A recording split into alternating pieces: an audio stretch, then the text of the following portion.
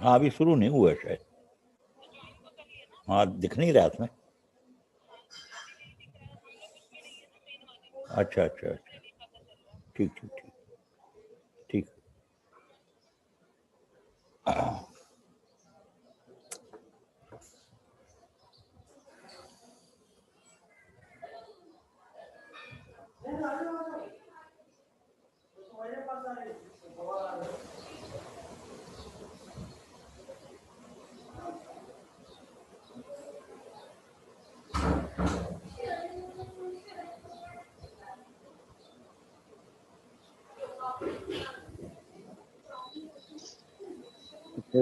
The program starts at 11:30. Yes, sir. Just we are waiting for our special guest, ADG Anil Gupta, sir. Okay. Okay. Yes.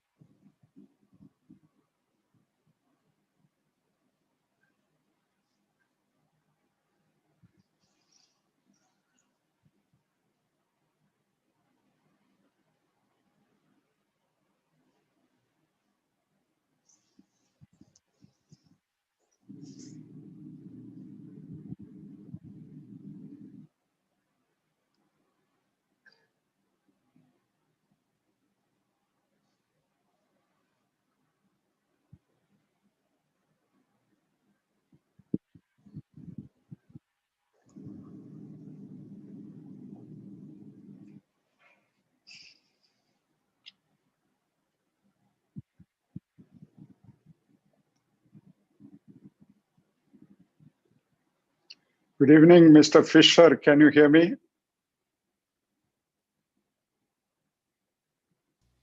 Can you Yes, hear me? I can. Yes, I can. What is time there now? It's about 10:05 in the evening, November 19th. Okay. So I was wondering whether, it'll be too late for you in the night. By the time we warm up to the program. Not to worry. I go to sleep late. Okay. Good. Sir, we are waiting just for 2 guests or more. Within 2 minutes, we're going to start, sir. Sorry for delay, sir.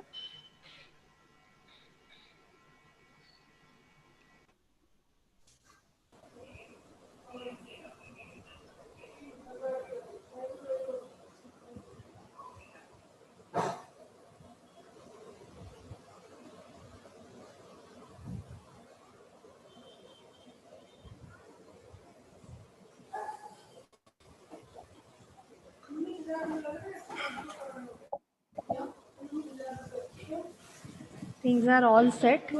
Waiting for ADG, sir.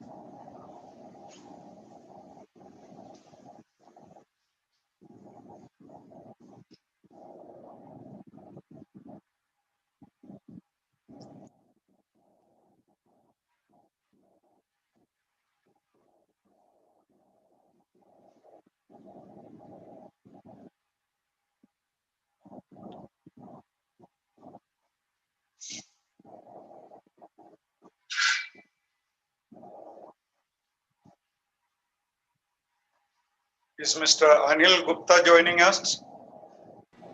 Yes, sir. Waiting for Anil Gupta, sir, and Vice Chancellor. Vice Chancellor, sir. Ma'am, Vice Chancellor sir has just joined recently. Just waiting for Anil Gupta, sir. He is having some technical issue. That's why he is not able to join, sir. So Okay. we will be going to start, sir. Nandini, if VC sir has joined, you please start. Okay, ma'am. Start. Anil Gupta will join soon. You please start. Okay, ma'am. So, okay. Good morning, all. I, Nandini Katare, on behalf of Sri Vaishnav Institute of Forensic Science, feel privileged to welcome each one of you in the International Conference on Recent Advancements in Forensic Science. We are honored to have with us as chief guest Sri N. Ramachandran, President and founder of Indian Police Foundation, former DGP Assam and Meghalaya. As a guest of honor, we have Mr. Barry Fisher, retired director, Crime Laboratory, Los Angeles. We also have Dr. Upinder Dhar, Honorable Vice Chancellor, Sri Vaishnav Vidyapith Vishwavidyalaya, Indore. Dr. Kavita Sharma, Coordinator, Sri Vaishnav Institute of Forensic Science and convener of the conference. Dr. M.P. Gautam, Professor, Sri Vaishnav Institute of Forensic Science, distinguished speakers and guests across the globe, and all students and delegates. We are truly blessed with your presence. Darkness cannot drive out darkness. Only light can do that. Let us wish this light of education takes over the darkness of differences, injustice, and violence in the world. With these words, we will have virtual lamp lighting ceremony to thank Ma Saraswati, the goddess of knowledge. Mother, shower your blessings on us. Ma Saraswati Sharade, Ma Saraswati Sharade, और इस अज्ञान उदध से, और इस अज्ञान उदध से पीड़ा पारी तार दे, तार दे, तार दे, माँ सरस्वती शारदे, माँ सरस्वती शारदे.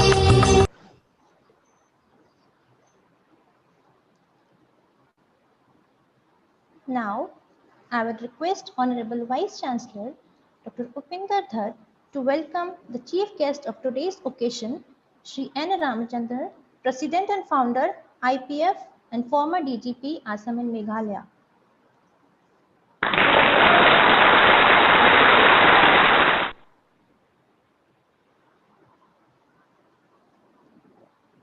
I would also request you, sir, to kindly welcome the guest of honor, Mr. Barry Fisher, Director, Retired, Crime Laboratory, Los Angeles.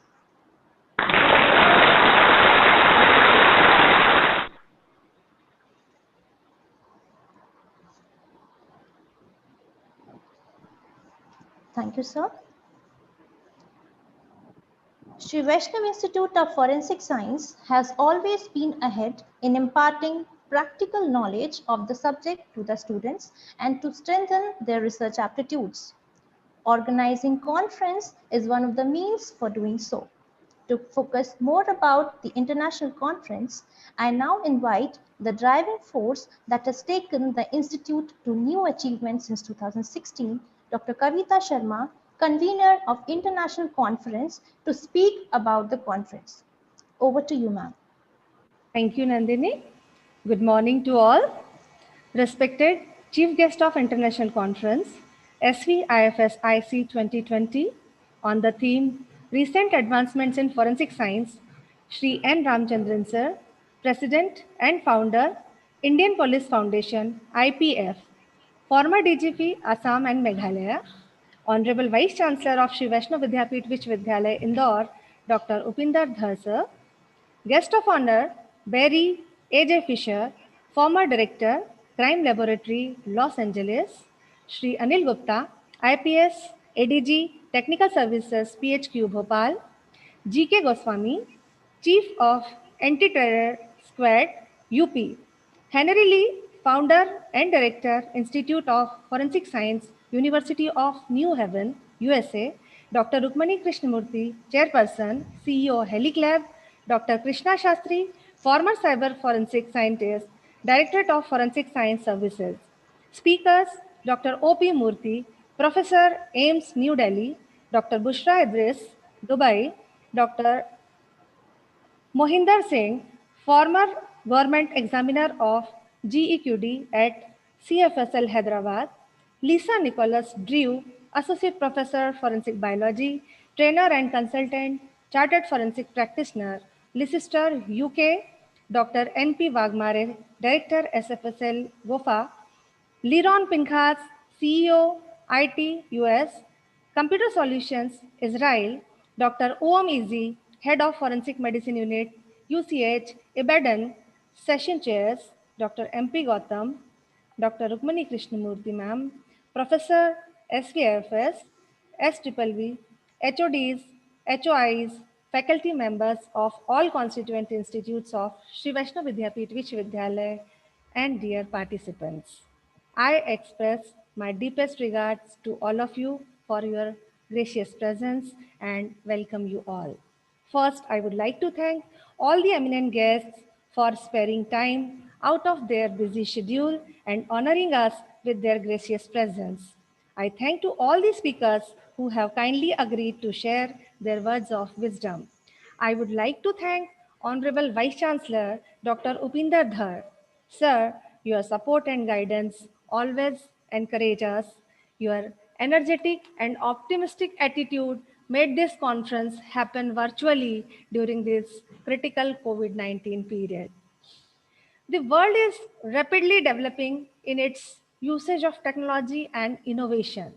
New technologies have helped us a lot in this COVID 19 phase to continue teaching and learning activities so that all academicians, industrialists, researchers, and students are able to interact with each other across the globe virtually with maintaining social distancing and taking all precautions against COVID 19. We have to adopt SMS to ensure to stop the spreading of this virus, that is social distancing, mask, and use of sanitizer. Forensic science has changed a lot in recent years, and now we stand on the brink of even greater changes. Forensic investigation and the evidences will play an increasingly important role in criminal justice. High quality forensics help to establish the facts and grease the wheels of the criminal justice in a state governed by the rule of law. For example, we can now determine physical units like eye and hair color from DNA evidence, and soon there will be even more technical possibilities. The importance of forensic investigation will grow as we find ways to extract relevant information from smaller and smaller traces. In addition, new methods and techniques produce results faster than ever before. The importance of technology guided policing in the investigation process is growing. We have seen the forensic experts use dust or powders to see if the suspect's fingerprint is present at the scene of crime. But now we can dig even deeper into this process with advanced fingerprint technology, that is time tracing fingerprint technology that reveals when a fingerprint was left behind. Today, scientists are working towards detecting minute blood stains found in the crime scene. Recent advances have found a way to detect even minute of blood stains. It's accomplished using a technique called visible wavelength hypospectral imaging. Today, The world of forensic is experiencing major changes brought about by new technologies and other factors. Forensic is maturing. It is developing from a somewhat traditional field of science into a modern, high-tech industry of internationally operating professional service providers. This means that forensic institutes and their staff have to meet with the requirements, knowledge, and expertise of advanced techniques is must. Keeping this fact in mind, to bring the academia, scientists, and various research minds together, Sri Vaishnav Institute of Forensic Science, under the aegis of Sri Vaishnav Vidyapeeth Vishwavidyalaya, Indore, has initiated this international conference, SVIFSIC 2020. The theme of this international conference is related to the recent advancements to be occurred in these disruptive times. It is important that the academia, researchers, and students address the recent outcomes or the recent technologies that are going to be implemented in future or is present, and to seek the possible solutions to make criminal justice system a rigid base. We have received around 70 research papers in various subsections of forensic science like crime scene management, forensic ballistic, forensic explosive, forensic chemistry and toxicology, forensic biology and serology, forensic psychology, question document analysis, forensic anthropology, wildlife forensics, forensic engineering, forensic environmental forensics, forensic science and related laws from UP, MP, Gujarat, New Delhi, Karnataka, Kerala, Assam, Andhra Pradesh, and UAE. We look forward to constructive and fruitful outcomes out of all the deliberations during the program that will be helpful for us to understand the theme of the program. Before starting, let me take this opportunity to brief you about today's session. We have 2 plenary and 3 technical sessions. In plenary session 1, Dr. O.P. Murthy, Professor, AIIMS, New Delhi, will be speaking on recent advances in forensic science and forensic medicine. Dr. Bushra Idris, Head of DNA Unity, RAC Police, UAE, will be speaking on from DNA fingerprint to forensic genetics. Then Dr. Mohinder Singh, former government examiner of question document GEQD, CFSL Hyderabad, India, will be going to deliver on recent advances in forensic science. Next speaker will be Lisa Nicholas Drew, Associate Professor, Forensic Biology, Leicester, UK, will be speaking on changes to forensic science education during the response to COVID-19 in 2020. The session will be chaired by Dr. Rukmani Krishnamurthy, Chairperson and CEO, Helic Lab, Mumbai. In plenary session 2nd, first lecture will be delivered by A.J. Barry Fisher on strategic elements of sexual assault investigation. Next speaker will be Dr. N.P. Wagmare, who will be speaking on modern trend in investigation of forensic ballistics. Then Liron Pinkhas, CEO, IT US, will be going to deliver on cyber forensics. The session will be chaired by K. Shastri Sir, Forensic Scientist, India. Without taking much time, I would like to express my best wishes to all the participants, and I wish that this conference will give the best of what are you seeking for. Thank you very much. Best of luck. Happy learning. Thank you. Thank you, ma'am. Thank you for sharing the information with us. Now, let us have the pleasure of listening to the opening remark of dynamic and inspirational Honorable Vice Chancellor, Sri Vaishnav Vidyapeeth Vishwavidyalaya, Indore, Dr. Upinder Dhar. So, I request Sir to present his welcome address. Good morning to all the guests and participants of this conference. Chief guest on this occasion, Shri N. Ramachandran ji, President and Founder, Indian Police Foundation. Shri Anil Gupta ji, I think he has not joined yet. He'll be joining us soon. Anil Gupta ji is presently ADG, Technical Services based at Bhopal. Dr. Fisher, former Director, based at former Director, Crime Laboratories, Los Angeles, Dr. Rukmini Krishnamurthy, and all other guests on this occasion. And of course, the students and delegates. Our university, Sri Vaishnav Vidyapit Vishwavidyalaya, is a young university established through an act passed by the Madhya Pradesh MP Assembly. But the legacy of the promoting body, that is the sponsoring trust, is very old, because the trust was established in 1884, that is 136 years back, for the philanthropic purposes, mainly focusing at social development, helping the poor, helping the disadvantaged, and also offering free medical services to the poor particularly, and quality education.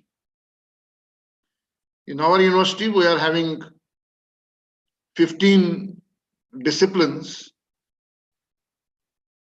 which are governed through, which are offering. These 15 disciplines are governed through 15 institutes, constituent institutes of the university, offering education at undergraduate, postgraduate, and doctoral levels. Each institute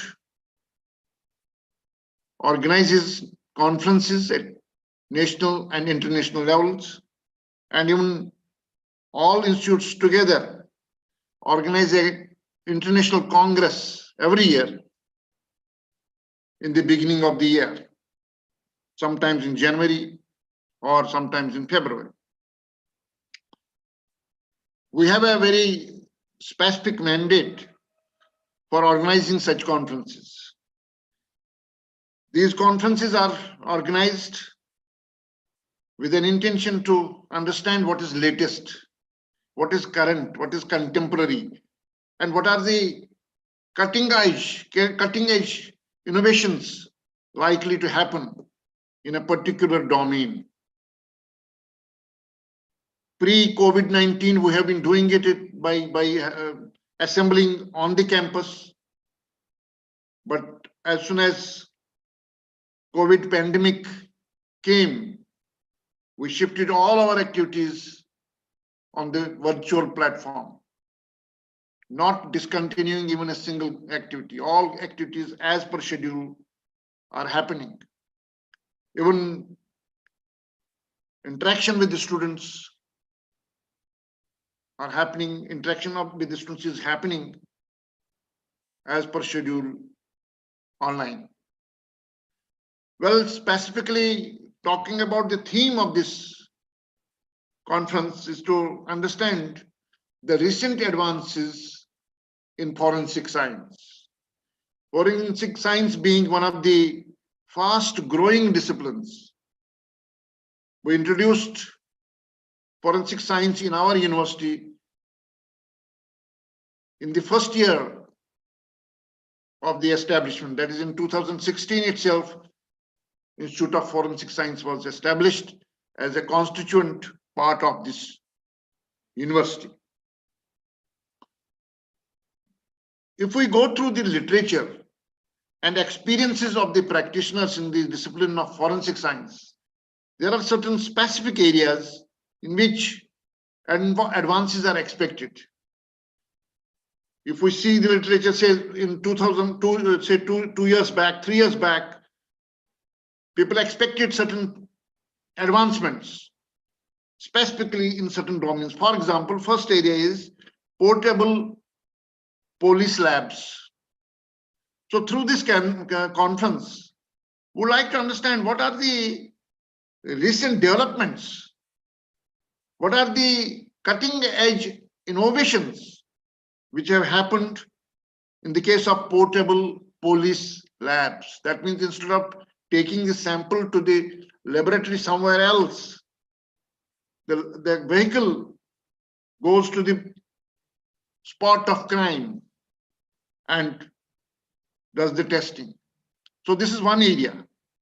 So through this conference, we would like to understand how far recent advances, what are the recent advances in portable police labs. Second area is vehicle systems forensics. Vehicle systems forensics. What are the advances in this area?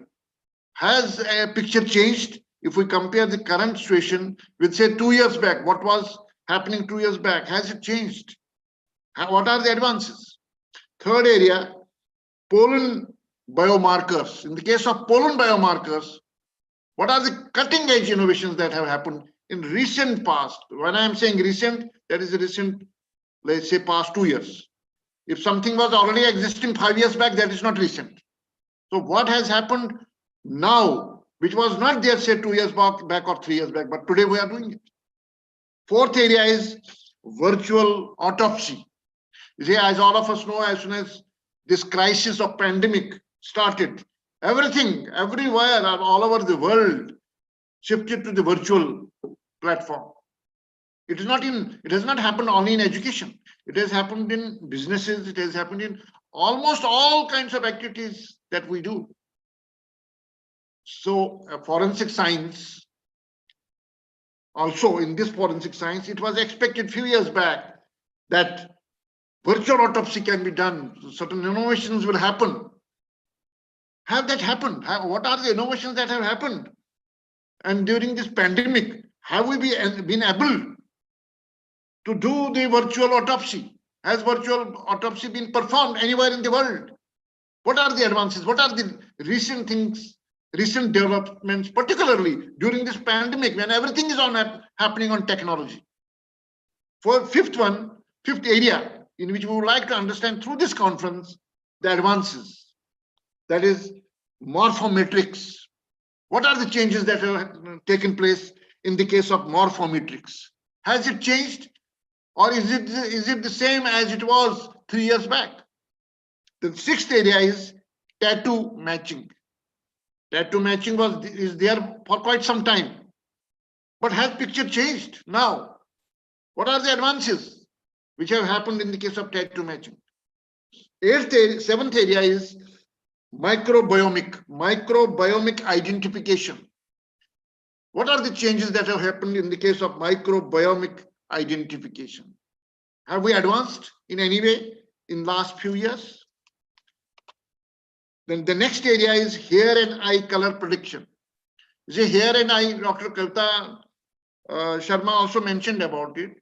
Hair and eye color prediction. But here, when we are talking in this conference, we would like to know the latest.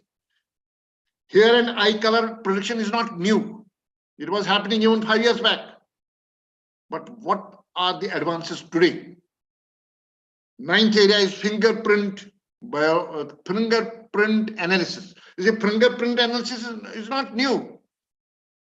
Fingerprint analysis was happening even 50 years back, 40 years back. But what advances have taken place in fingerprint analysis today? How are we better off today in comparison to a few years back? And finally, the last area, that is facial recognition algorithms.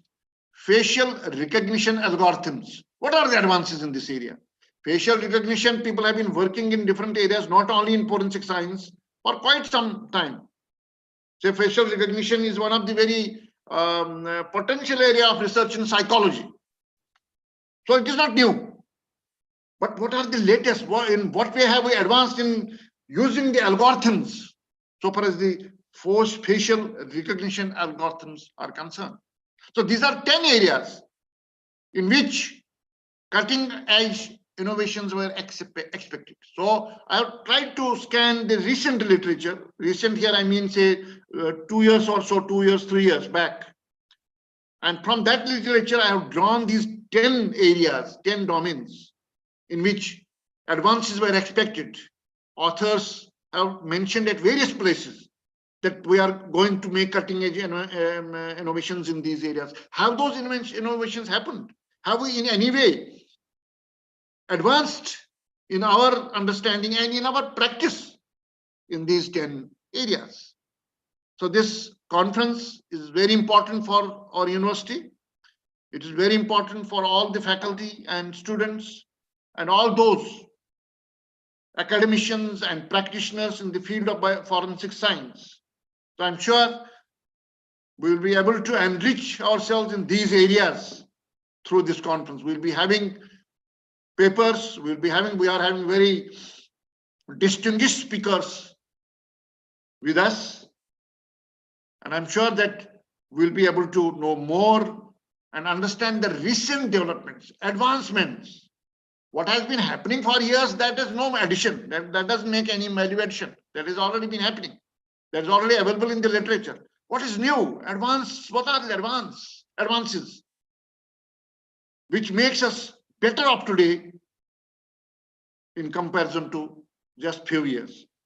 So I wish all the best to all those who are participating in this conference. And once again, I welcome the guests to this conference. Thank you very much. Thank you so much, sir, for your kind words of wisdom. Now, may I request Chief Guest, Guest of Honor, and Honorable Vice Chancellor, sir, to unfold the abstract book of International Conference SVIFSIC 2020. Ma Saraswati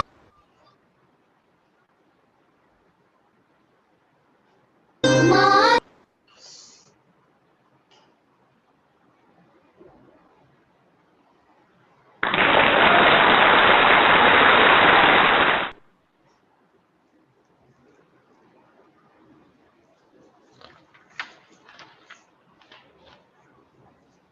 Thank you, sir. Now, I would like to introduce the guest of honor, Mr. Barry Fisher, to the gathering. Barry Fisher served as a crime laboratory director for Los Angeles County Sheriff's Department in 1987 until his retirement in 2009. He began his career in criminalistic with Sheriff's Crime Lab in 1969.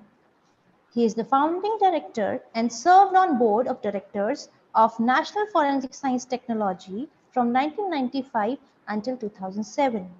Mr. Fisher is a distinguished fellow and former president of American Academy of Forensic Sciences. Sir was also awarded by the Academy's highest award, the Gradwell Medallion.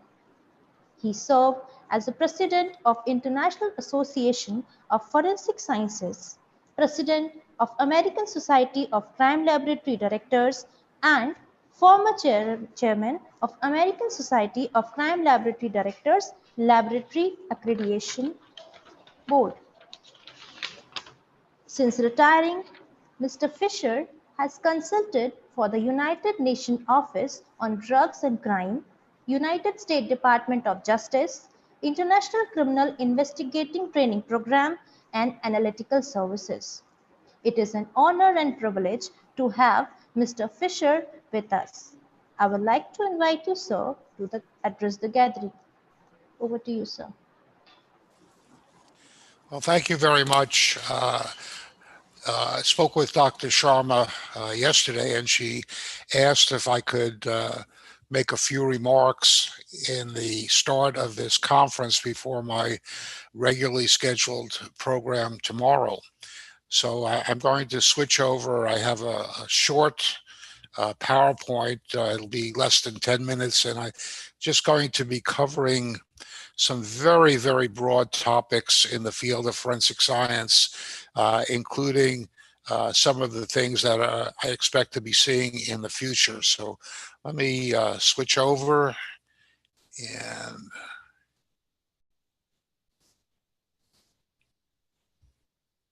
let's see, here we go.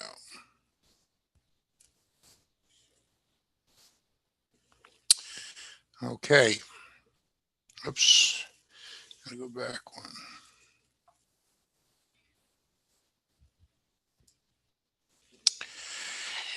And anyway, so I thought it would be worthwhile to look at some of the beginnings of forensic science, and then look forward to the future.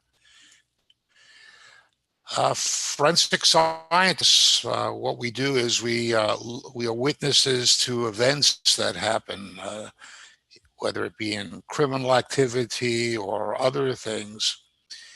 And as witnesses, there are two types of witnesses that are involved in courtroom situations. One is lay, and the other, which we're going to be spending time speaking, expert witnesses who can interpret what they observe and draw inferences or conclusions on the subjects that they see. Forensic science plays a role in governments, regulatory agencies, and so on. Certainly there are areas that involve forensic science, and they ask, in criminal activities, they may ask how a person died and who killed them. Did a person actually sign a document in a handwriting case? Was the suspect of the crime in contact with the victim or the location, which would involve trace evidence? And another area, of course, is poison, forensic toxicology. Probably the father of modern forensic science was Edmond Locard, French forensic scientist, and he proposed the so-called Locard exchange principle, which simply stated is you can't go into an area without leaving something behind or taking something with you. And the key to our role as forensic scientists is to find this material, collect it properly, examine it, and figure out how it fits in to the overall case situation. So what are some of the future of forensic science that we ought to be looking at? One of the things that we really have to consider is admissibility of evidence that's presented in a court or is used in criminal investigations.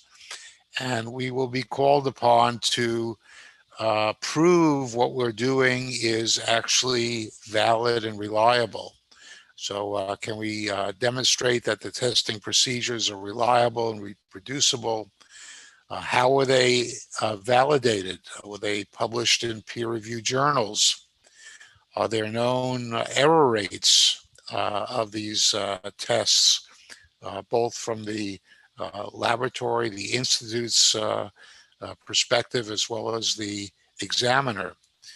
Are these processes and procedures accepted in the relevant scientific community?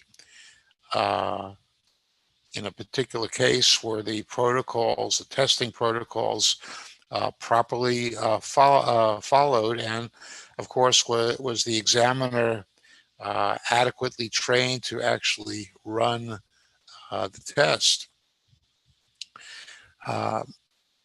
Everything we typically do has a focus to the courtroom. And one of the things that we have to be able to do in our field is to be able to communicate effectively, not only to judges, but to other individuals who may not have scientific backgrounds. We have to be able to speak clearly. If we are in court or talking to non-scientists, we may have to rely on visual aids to explain what it is we're doing. For those of us that do appear in court, Of course, we want to dress appropriately and also answer questions, but don't jump to the answer immediately, but wait to see if one side or the other has any objections. This is just a list I came up with in putting this talk together of things that we're likely to see and issues that we're likely to see in the future. AI is something that's beginning to find its place in forensic science. There's a great deal of work involving firearms, including various databases to compare bullets and firing pin impressions. Forensic genetics continues to be a very, very hot topic in the field. Robotics is gaining an increasingly greater foothold in terms of speeding up the time it takes to do various testing. Terrorism is on many people's minds, and how do we both apprehend terrorism, and more importantly, how do we stop terrorist activities?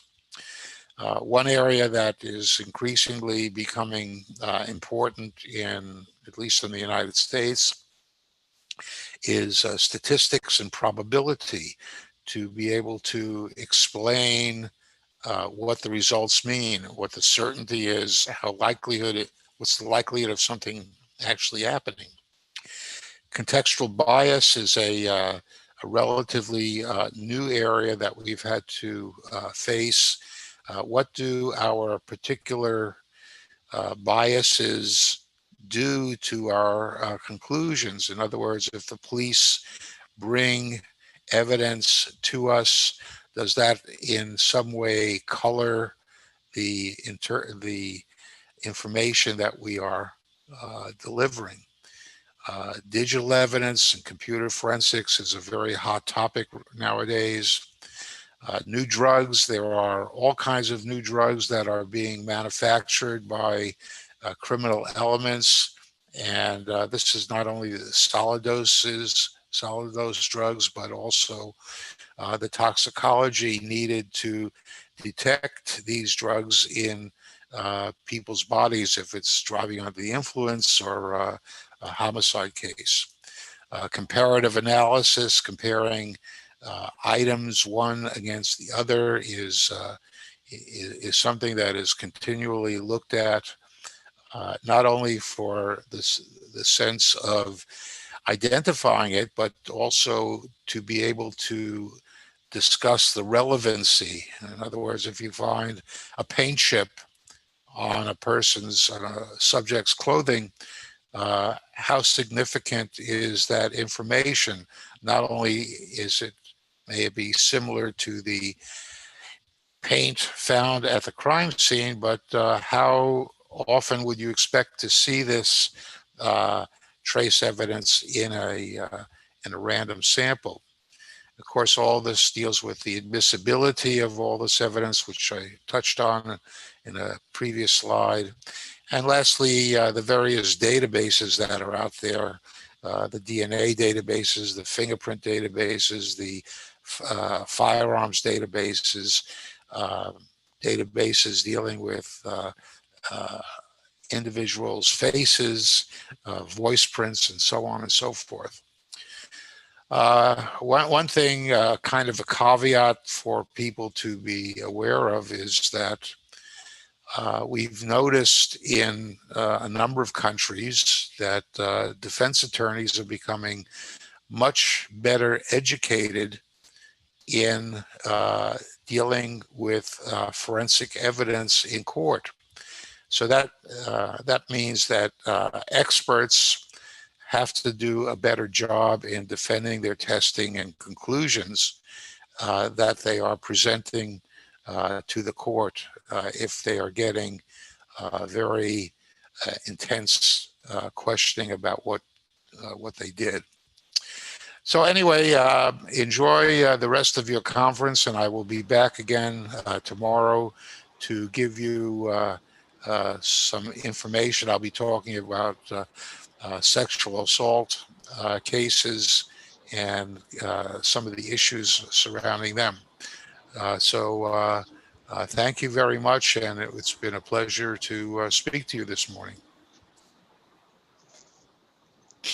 Thank you so much, sir, for sharing your insight knowledge with us. Now, may I take this opportunity to introduce our chief guest, Shri N. Ramachandran, President and Founder, Indian Police Foundation and former DGP, Assam and Meghalaya. A highly accomplished member of Indian Police Service, he served the states of Assam and Meghalaya and has extensive experience in field of policing, district and state level police administration, intelligence, counter-terrorism, and conflict resolution. At the central government level, he served the Allied Special Protection Group, SPG, which is responsible for the security of Prime Minister. During the course of his 2 stints in the SPG spread over a period of 13 years, he contributed significantly towards building and nurturing the SPG to be a world-class security organization that prides itself for its zero-error culture and commitment to continuous pursuit of professional excellence. Shri Ramachandran served as the chairman and CEO of the Port of Cochin for the period 2005 to 2011 and chairman of the High-Level Committee on the Security Preparedness of India's major ports and commercial maritime operations. He has done extensive work on the national security implications of insurgency, terrorism, illegal immigration, and transnational weapons and drug smuggling. Throughout his brilliant professional career in Indian Police Service, he demonstrated a passion for excellence in his work and always took a fearless and principled stand. So, let's welcome him once again, and may I please request you, sir, to address our gathering.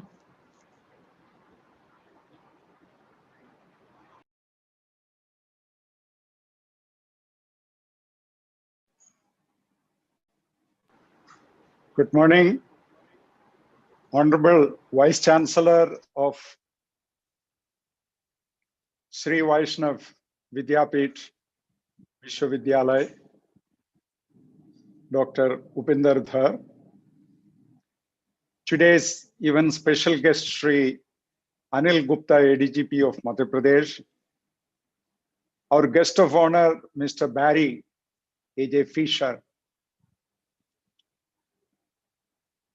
Mr. Mohinder Singh, Dr. M.P. Gautam, Dr. Kavita Sharma, and a number of distinguished experts, academicians, researchers,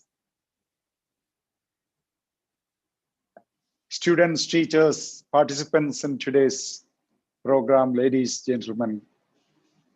I am truly honored by this opportunity to be the chief guest of this international conference on recent advancements in forensic sciences, being organized by the SVV Institute of Forensic Science, Indore. On behalf of the Indian Police Foundation, I greet you all. I greet all the eminent persons on this virtual stage and also the distinguished participants in the audience. Just a word about the Indian Police Foundation. It is not a policeman's club. It is a multidisciplinary group of people who have come together. This group includes police officers from across the country, along with citizens, academic scholars, lawyers, scientists, media leaders, industrialists, and civil society leaders who have all come together to work for police reform. That is in brief about the Indian Police Foundation. I would like to work more closely with the SVV University in future.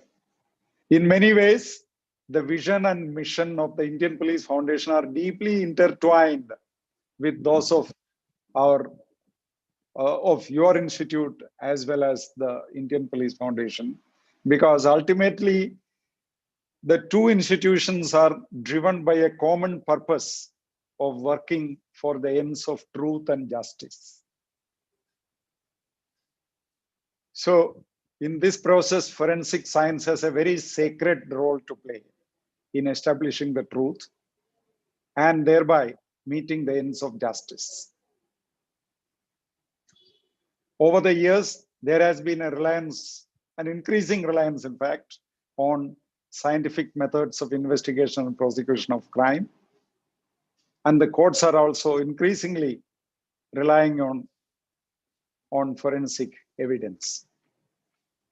So we all agree that good forensics is good for good policing, and good forensics is good for the ends of good criminal justice. As a former police officer, I must say that one of the biggest challenges that I used to face when I was in service was in finding qualified experts to fill our forensic science laboratories, because across India we found hundreds of vacant positions of experts for want of appropriately qualified people.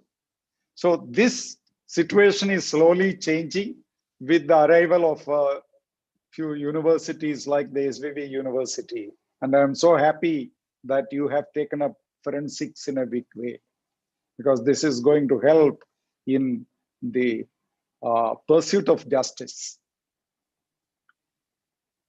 I understand, of course, that the next 2 years, I'm so sorry, the next 2 days you will be, discussing the latest advancements in forensics and how these advancements can be applied in criminal justice in a practical manner. It is a very exciting time. Science is actually, growing very fast, and we all have great hopes that science will take us to the next level of criminal justice administration. So I will confine myself to a few concerns which are not strictly, about the advances of science, advancements of forensic science, but some concerns that we should all keep in mind while we are practicing forensic science. So as you know, we all have complaints against the Indian, the criminal justice system. It is not only about India. Throughout the world, many countries have an imperfect criminal justice system, different layers or different stages of imperfection. We are aware of stories of very tragic miscarriage of justice that happens. Stories of innocent people getting convicted and the guilty ones walking away unpunished. So some of these problems concerning criminal justice and how the forensic science can meet those gaps is what I want to highlight here, which may be, one of my ideas is to set the context for your discussions. So my first point I want to make, I'll speak about 2 or 3 points only. One point is about the problems that we face about obtaining, how police obtain confessions. The policing culture itself is such that many innocent people also get arrested. You are all aware of that. It's not always that only the guilty are arrested. Many innocent persons also get arrested based on suspicion. Now, suspicion is a very subjective opinion of the opinion formed by the police officer. And persons arrested on suspicion are then subjected to a series of rounds of questioning. And this questioning takes place not by one man, but by a series of police officers. If depending on how serious the offense is, sometimes we used to have 10 or 15 police officers questioning one man who is put under tremendous pressure, mental pressure, to speak up. And if he knows something about the crime, he will start singing, he will start confessing. But very often what happens is that even if the even innocent persons start confessing, because he wants to release that pressure in which he is in. And once there is a confession, then what happens is in the police, suppose one fellow has confessed to the crime, then all other evidence will start conspiring to support that confession. So you can imagine if that confession itself is wrong, then you will find that everything else will also start supporting that confession, and the man may ultimately get convicted and may get convicted for several years of incarceration in jail. So this is one problem that needs to be addressed by forensics, because we know, because when I was a young officer, our teachers used to tell us that the only way to avoid third-degree measures, etc., is to make sure that we promote forensics. Scientific ways of investigation is one way of reducing, we can't say eliminating because it's a big problem, at least reducing third degree and other objectionable practices. So the second point that I want to make is about the reliability of the traditional ways of eyewitness accounts or eyewitness identification.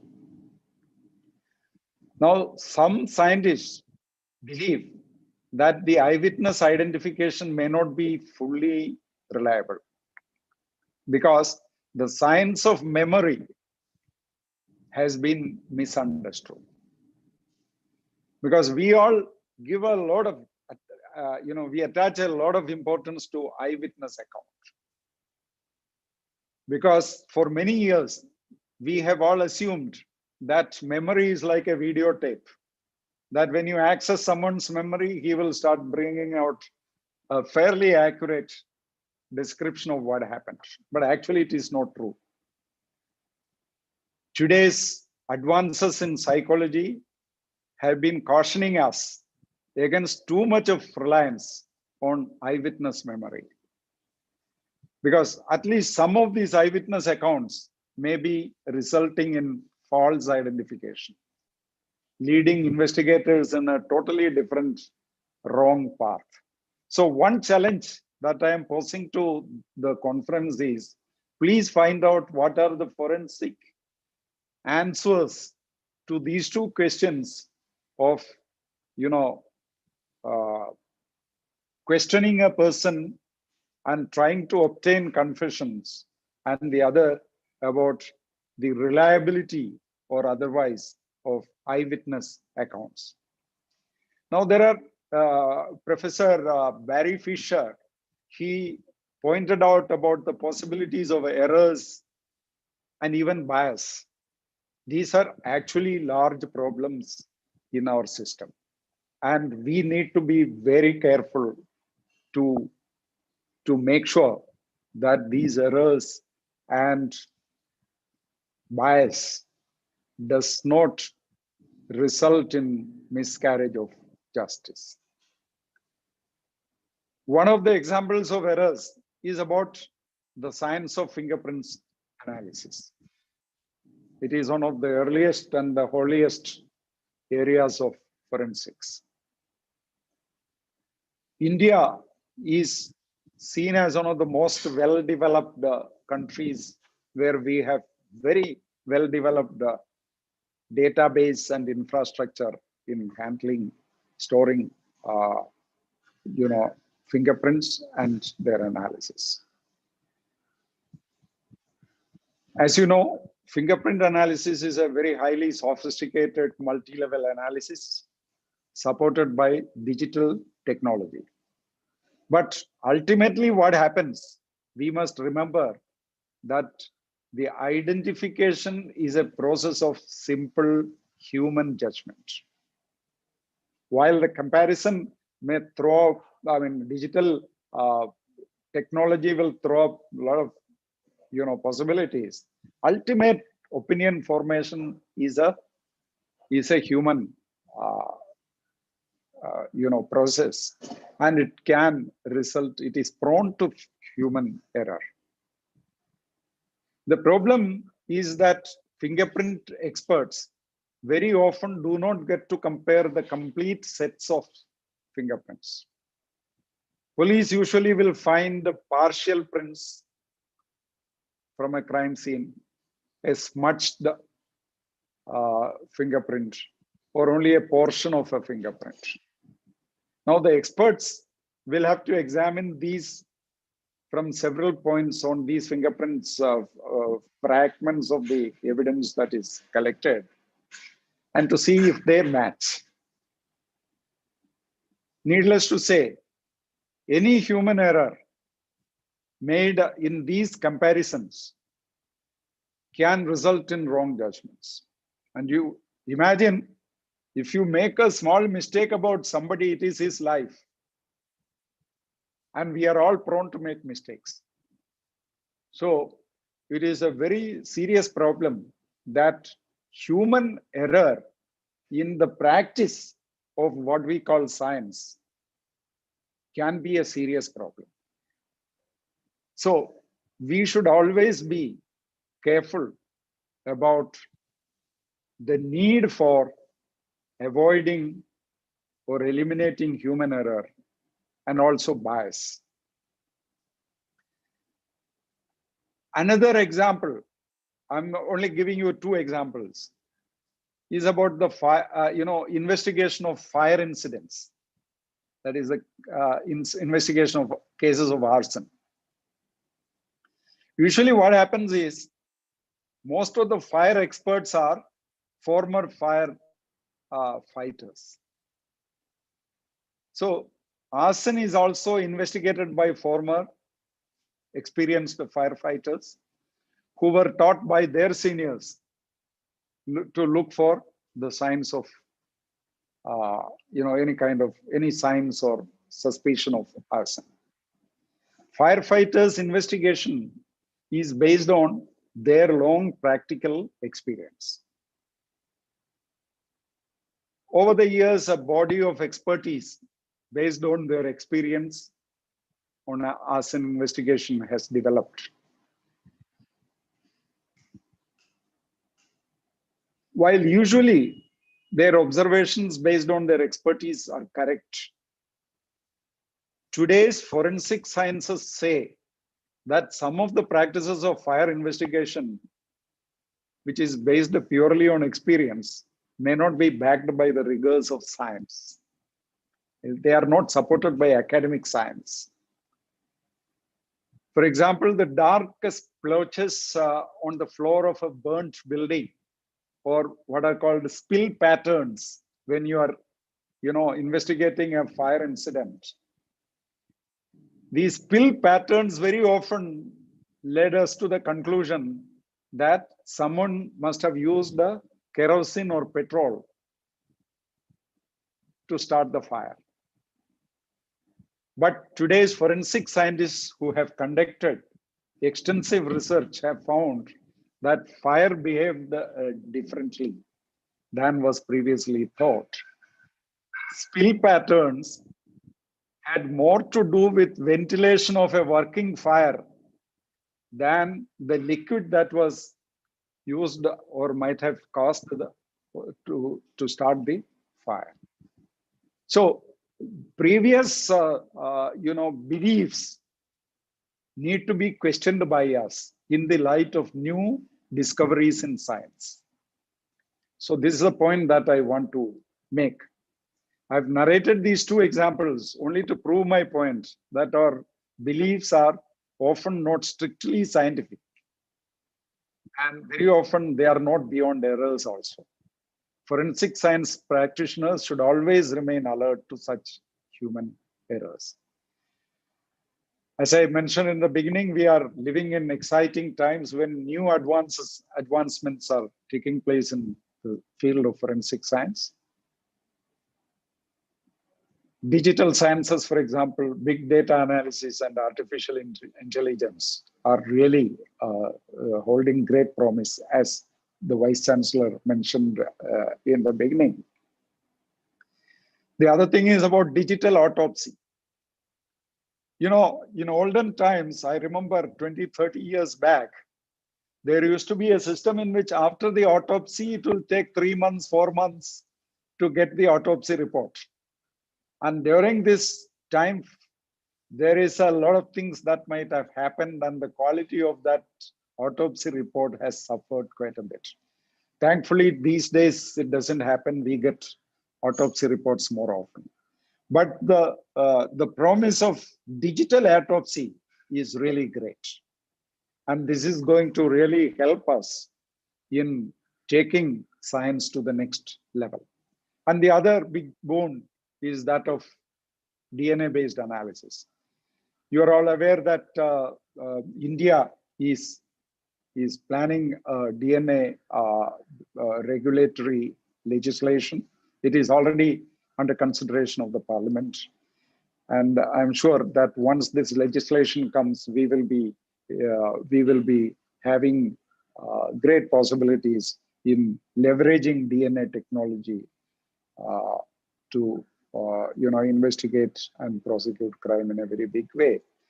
And one last point I want to make is about forensic science itself.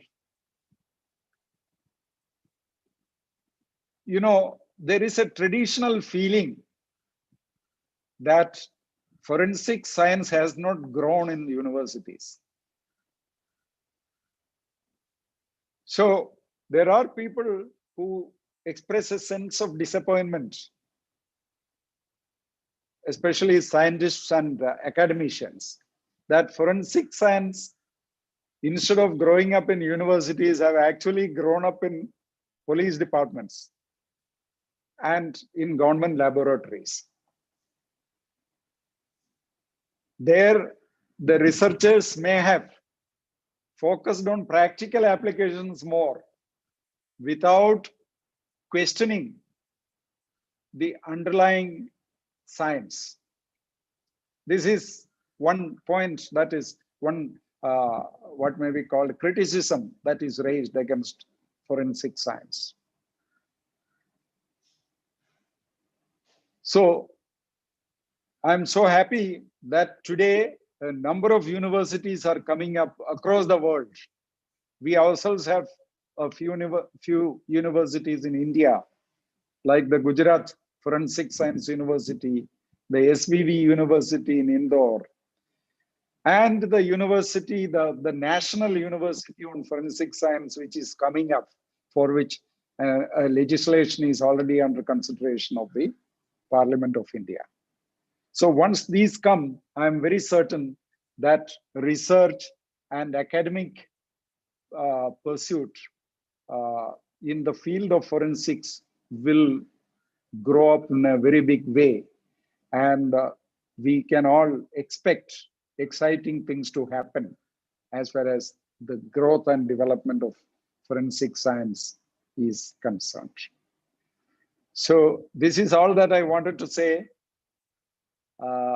I wish the conference as well as all the speakers and participants all the very best, and hope that the next 2 days of deliberations will be very useful and you will be able to contribute to the pursuit of truth and justice, not only in our country, but throughout the world. Thank you very much for your kind attention. Once again, for this opportunity. Thank you. Thank you so much, sir, for your thought-provoking address. Thank you once again. Now, moving towards the end of this inaugural session, I would like to invite Mr. Anurag Srivastava, co-coordinator of International Conference SVIFSIC 2020, to propose his words of thanks.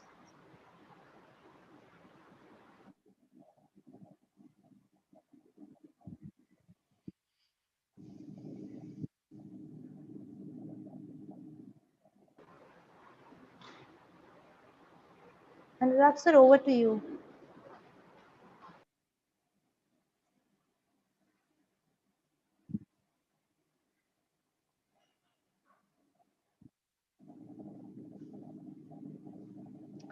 I think he will need to unmute. He is speaking, but it's not audible.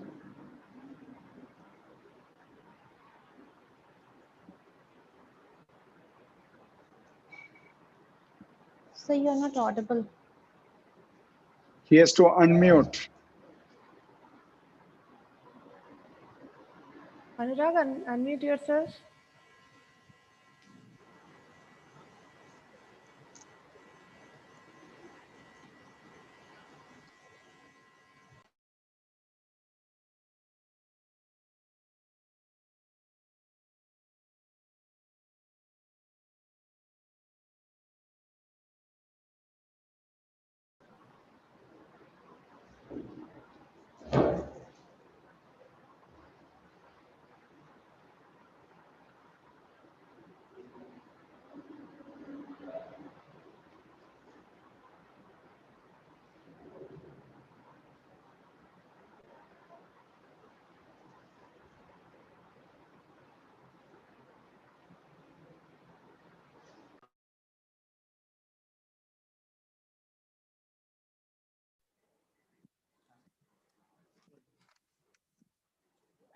Thank you.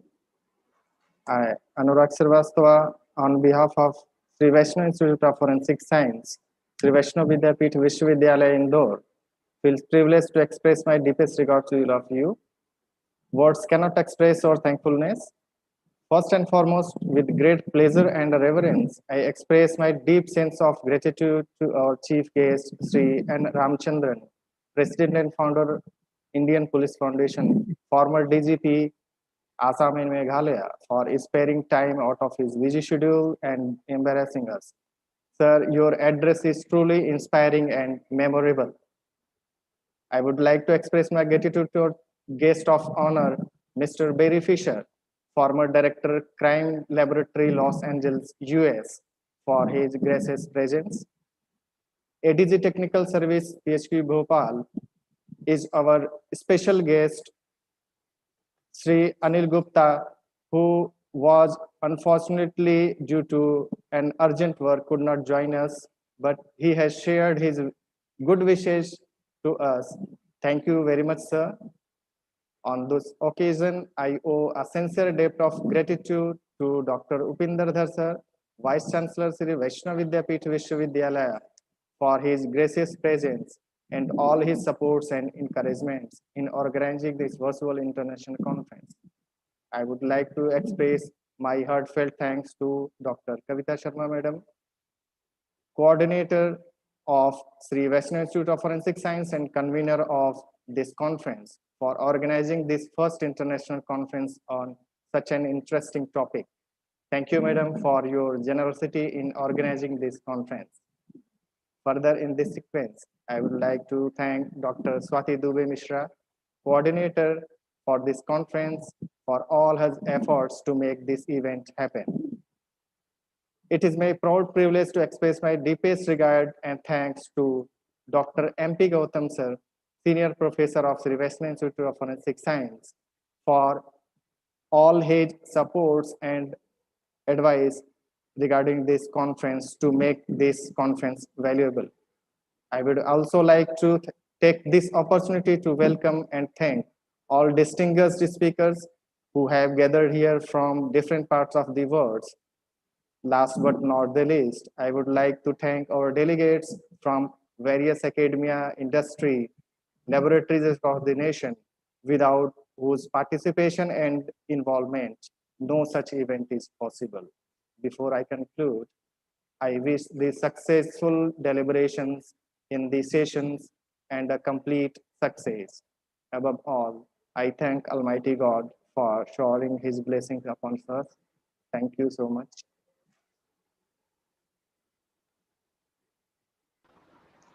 Thank you, sir.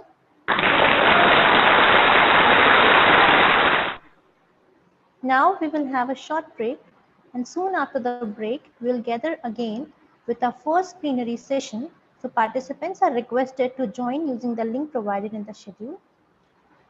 We'll be starting our plenary session within 5 minutes as we are already running late. So thank you all.